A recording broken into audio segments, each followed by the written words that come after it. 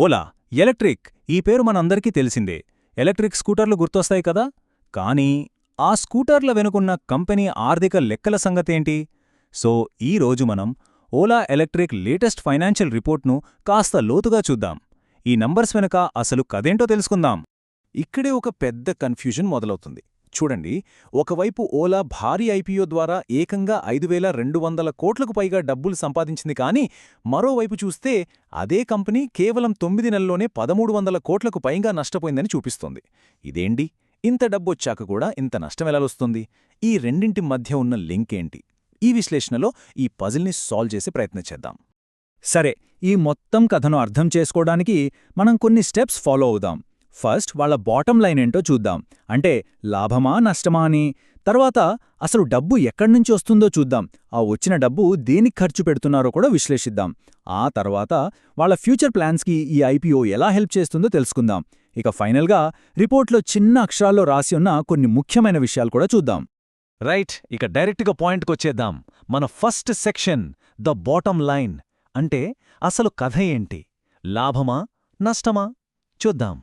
ఇదిగోండి, ఇదే ఆ నెంబర్ -1,333 కోట్లు. అవును, ఇది డిసెంబర్ 31, 2023తో ముగిసిన 9 నెలల కాలానికి ఓలా ఎలక్ట్రిక్కి వచ్చిన నికర నష్టం. ఏ ఫైనాన్షియల్ రిపోర్ట్లో అయినా సరే అందరి కళ్ళు మొదట పడేది ఈ బాటమ్ లైన్ నెంబర్ మీదే.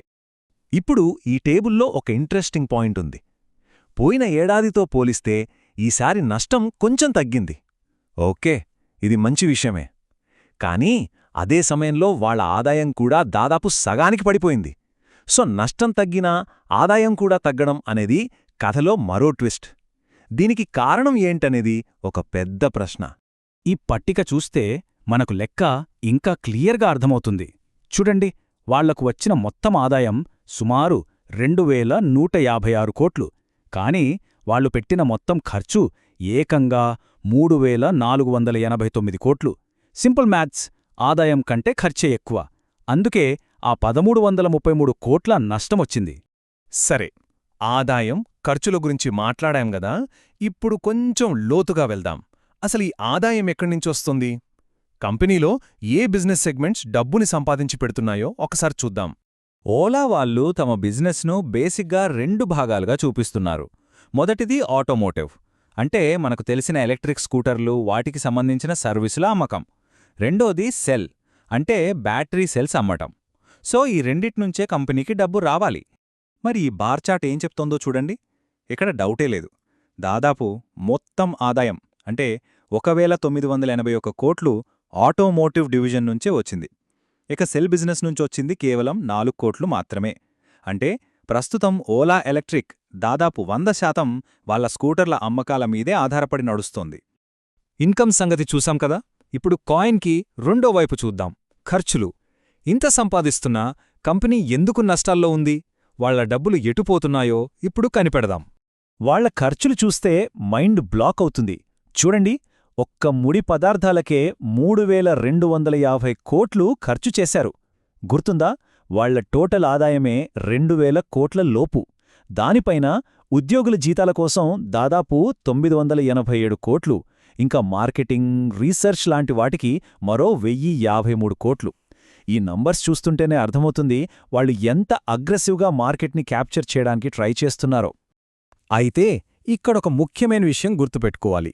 వీటిని మనం కేవలం ఖర్చులు అని చూడకూడదు. ఇవన్నీ ఫ్యూచర్ కోసం చేస్తున్న పెట్టుబడులు. భవిష్యత్తులో పెద్ద ఎత్తున ప్రొడక్షన్ చేయడానికి, కొత్త టెక్నాలజీ తీసుకురావడానికి, మార్కెట్లో నంబర్ 1 అవడానికి వాళ్లు కావాలనే ఇంత ఖర్చు పెడుతున్నారు. ఇదొక స్ట్రాటజీ అన్నమాట. మరి ఇంత పెద్ద ఖర్చులతో కూడిన ప్లాన్కి డబ్బులెక్కడ్నించొస్తాయి? దానికి సమాధానమే ఈ ఐపీఓ, అంటే ఇనీషియల్ పబ్లిక్ ఆఫరింగ్. కంపెనీ పెద్ద పెద్ద కలలని నిజం చేసుకోవడానికి ఇదే వాళ్ల ఫ్యూయల్. అదిగో, ఐపీఓ ద్వారా వాళ్లు సంపాదించిన మొత్తం డబ్బు 5,275 కోట్లు. ఇది వాళ్ల ఫ్యూచర్ ప్లాన్స్ అన్నిటినీ నడిపించే ఒక భారీ ఫండ్. సరే, ఎంత డబ్బు వచ్చింది, దీన్ని ఏం చేస్తున్నారు? ఈ చార్ట్ చూస్తే వాళ్ల ప్రియారిటీస్ ఏంటో క్లియర్గా తెలుస్తుంది. చూడండి, 30% రీసెర్చ్ అండ్ డెవలప్మెంట్కి పెట్టారు. ఇంకో 23% సెల్ గిగా ఫ్యాక్టరీ కట్టడానికి కేటాయించారు. అంటే కొత్త టెక్నాలజీ, బ్యాటరీల తయారీ ఇవే వాళ్ల మెయిన్ ఫోకస్ అని మనకి ఈజీగా అర్థమవుతుంది. ఒక్క మాటలో చెప్పాలంటే ఓలా వాళ్లది ఒక పెద్ద గ్యాంబుల్. బ్యాటరీ సెల్స్ దగ్గర్నుంచి వెహికల్స్ వరకు అన్నీ వాళ్లే సొంతంగా తయారు చేసే ఒక వర్టికలీ ఇంటిగ్రేటెడ్ ఈవీ పవర్ హౌస్గా మారాలి అనుకుంటున్నారు. ఆ పెద్ద పందెం గెలవడానికి కావాల్సిన ఇంధనమే ఈ ఐపీఓ డబ్బులు. రైట్, ఇప్పుడు మనం చివరి సెక్షన్కొచ్చేసాం. ఇది కొంచెం టెక్నికల్గా ఉంటుంది కానీ చాలా ఇంపార్టెంట్. రిపోర్ట్లో కనిపించే పెద్ద పెద్ద నంబర్లే కాదు, వాటి కింద చిన్న అక్షరాలతో రాసిన నోట్స్, ఆడిటర్లు చెప్పిన మాటలు కూడా చాలా ముఖ్యం. మరి వాళ్ళేమంటున్నారో చూద్దామా?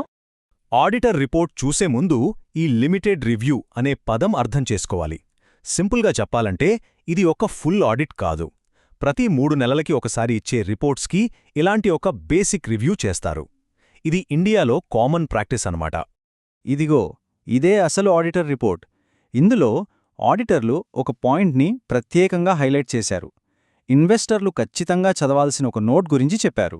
అంటే హే, ఈ పాయింట్ని మిస్ అవ్వకండి, జాగ్రత్తగా చూడండి అని మనకు హింటిస్తున్నారన్నమాట. ఆడిటర్లు చెప్పిన ఆ మాట ఇదే. వాళ్ళు నోట్ 4 వైపు మన దృష్టిని మళ్లిస్తున్నారు.